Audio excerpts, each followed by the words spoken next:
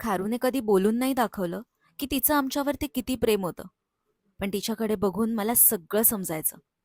आज खारूचा आमच्यासोबतचा शेवटचा दिवस असेल ना, असं आम्हाला पण नव्हतं वाटलं. ती गेली, पण आमच्यासोबत लाईफमधल्या सगळ्यात बेस्ट मेमरीज देऊन गेली. आम्ही तिला खूप शोधलं, खूप वाट पाहिली आणि अजून पण पाहतोय. असं वाटतं कधीतरी पटकन खिडकीवर दिसेल किंवा पडद्यामध्ये झोपलेली असेल. पण बोलतात ना, टाइम सगळ्या गोष्टी शिकवून जातो. खारू आमच्यासाठी एक वाईल्ड ॲनिमल कधीच नव्हती. ती आमच्या फॅमिलीचा एक छोटासा क्यूट मेंबर बनली होती, जी न बोलता खूप प्रेम करणं शिकवून गेली. खारूची जागा कधीच कोणीच नाही घेऊ शकत. पण लाईफमध्ये मूव्ह ऑन करणं पण खूप इम्पॉर्टंट असतं.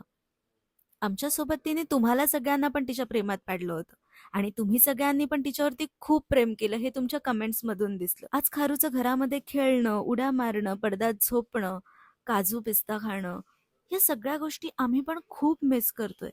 तिचे छोटे छोटेसे हात, छोटे छोटेसे पाय, तिची मस्त टुकटुक आमच्याकडे बघत असायची.